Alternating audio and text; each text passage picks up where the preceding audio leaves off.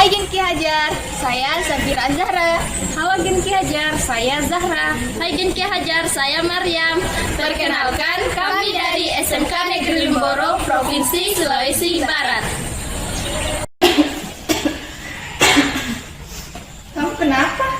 Kamu lagi nggak enak badan ya? Iya nih, lagi batuk. Kok bisa batuk? Padahal di hari Sabtu kamu baik-baik aja tuh.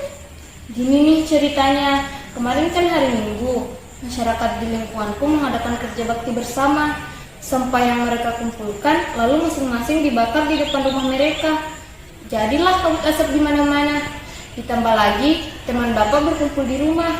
Mereka asik merokok. Mungkin dari situlah saya merasa agak kesulitan bernapas seperti sekarang. Memang di tempat tinggal kamu nggak ada tempat pembuangan sampah? Nggak ada. Di tempat aku penampungan sampahnya cuma ada 2. Kalau nggak dibuang ke sungai ya dibakar. Wah, bahaya banget tuh. Tahu nggak sih, asap pembakaran sampah dan asap rokok itu merupakan polusi udara yang dapat menyebabkan gangguan kesehatan loh. Iya ya. Bagaimana kalau kita mencari informasi jelasnya lewat portal Rumah Belajar? Di sana lengkap tuh informasinya. Iya.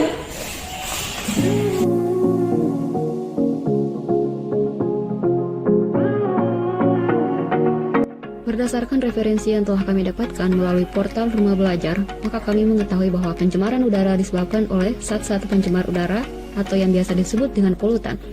Sumber pencemaran udara diantaranya adalah kabut asap dari alat transportasi, polutan udara dari rumah tangga seperti asap rokok hingga pembakaran sampah secara terbuka. Setiap polutan memiliki dampak yang berbeda-beda antara jenis satu dengan jenis lainnya. Zat yang dapat menyebabkan pencemaran udara antara lain karbon monoksida, karbon dioksida, sulfur dioksida, nitrogen dioksida, hidrokarbon, klorofluorokarbon, timbal, partikular, dan zat-zat lainnya. Berdasarkan latar belakang masalah yang kami pilih, maka pada pembahasan ini kami fokuskan pada masalah efek pembakaran sampah secara terbuka. Pembakaran sampah secara terbuka merupakan salah satu alternatif pengelolaan sampah yang banyak dipilih oleh sebagian besar masyarakat Indonesia.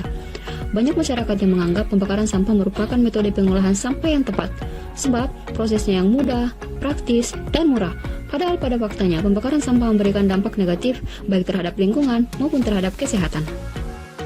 Beberapa penyebab pembakaran sampah rumah tangga secara terbuka oleh masyarakat dikarenakan yang pertama, tidak ada tempat pembuangan sampah umum, yang kedua, rendahnya pengetahuan masyarakat terhadap dampak yang ditimbulkan dari hasil pembakaran tersebut.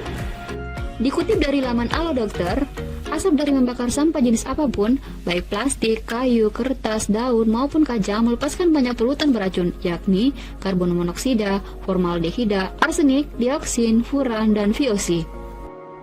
Orang-orang yang berada di sekitar lokasi pembakaran, terutama anak-anak, ibu hamil, lansia, dan orang yang memiliki riwayat penyakit jantung dan paru, berisiko tinggi mengalami gangguan kesehatan akibat menghirup bahan-bahan tersebut. Hal ini juga bergantung seberapa lama dan seberapa sering mereka terpapar asap hasil pembakaran sampah. Gangguan kesehatan yang muncul bisa beragam seperti batuk, mata merah, hidung terasa perih, ruam, mual, sakit kepala, serangan asma pada penderita asma. Tak hanya itu, salah satu kekhawatiran terbesar dari pembakaran sampah secara terbuka adalah resiko kesehatan yang timbul akibat paparan dioksin ke udara.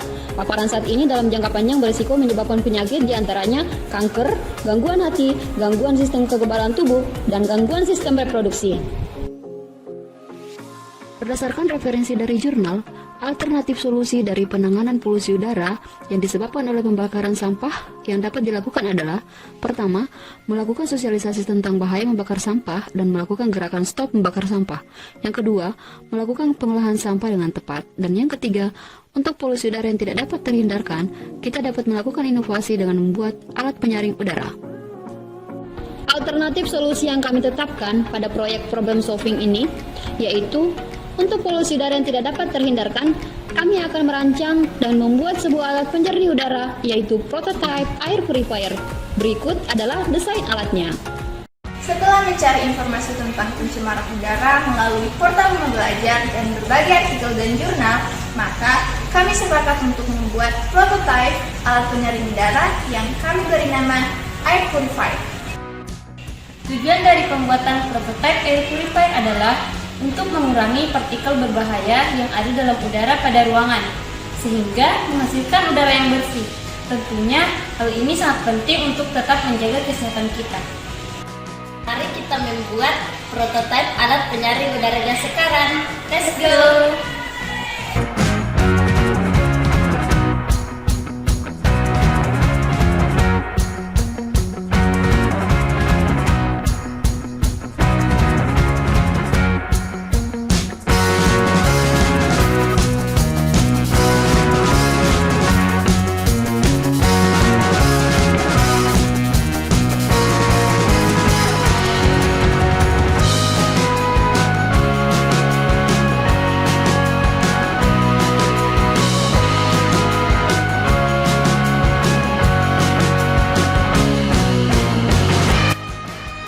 Berdasarkan desain prototipe air purifier yang telah dibuat, maka langkah pertama yang dilakukan adalah mengukur dan memotong kertas karton sesuai dengan desain alat. Lalu, kabel dari 2 buah kipas CVU dirangkai dengan bantuan alat solder. Pada tahap ini, rangkaian harus tepat ya sahabat. Selanjutnya, tempelkan kipas ke karton pada posisi depan menggunakan lem. Kemudian, tempelkan switch on-off serta sambungan power adaptor ke karton pada posisi belakang. Sebelum semua sisi karton ditempel membentuk kotak, maka kabel dari kipas ke kontak on-off dan ke power adaptor harus dirangkai dengan tepat. Selanjutnya, sambungkan seluruh sisi karton hingga membentuk kotak. Agar lebih aman, tepat di luar dari kipas CPU kita pakai alat pengaman kipas. Dan yang terakhir, tutup bagian atas dengan filter udara.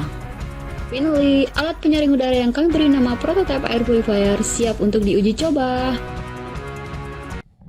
Sahabat Kiajar, prototipe air purifier kami telah jadi nih. Saatnya kita uji coba. Di sini kami telah membuat wadah sederhana untuk menampung asap, yaitu asap pembakaran beberapa jenis sampah.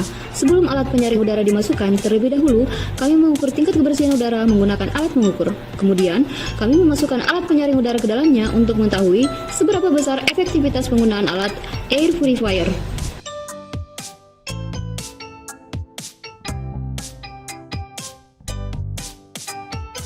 Cara kerja air purifier yaitu semua udara ditarik atau dihisap ke dalam alat, kemudian disaring pada bagian filter, di mana pada bagian filter ini terdapat HEPA filter yang mengandung plasma dan ionizer yang berfungsi menghilangkan partikel berbahaya seperti debu, asap, serbuk sari, dan bakteri di udara.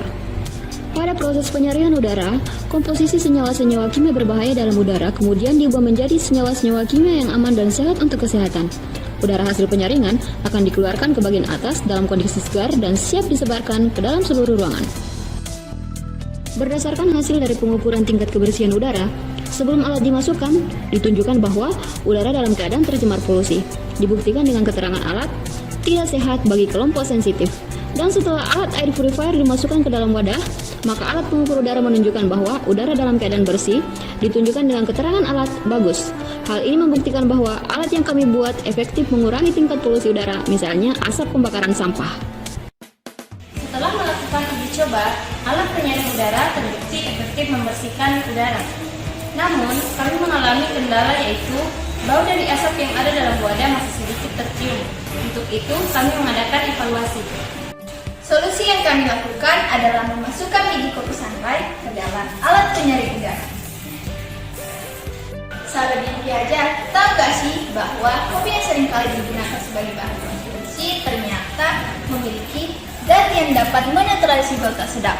Maka dari itulah kami memilih biji kopi sunlight sebagai alat penetralisir bau. Kopi merupakan salah satu hasil bumi atau komoditas andalan dari Provinsi Sulawesi Barat. Sejumlah hasil penelitian menunjukkan biji kopi memiliki zat-zat yang mampu menetralisir bau tak sedap.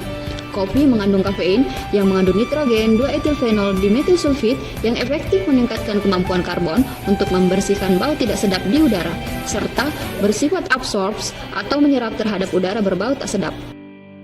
Setelah penambahan biji kopi sunlight ke dalam alat, maka fungsi dari air purifier semakin mantap dan efektif.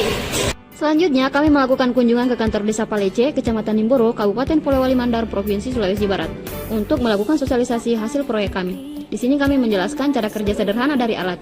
Proses kerjanya layaknya menggunakan masker, namun alat ini jauh lebih canggih karena menggunakan filter yang lebih berkualitas, serta bersama berembuk untuk menggalakkan gerakan stop membakar sampah di masyarakat setempat. Pada proses tindak lanjut, Kepala Desa bersama Babinsa melakukan sosialisasi arahan stop membakar sampah secara terbuka.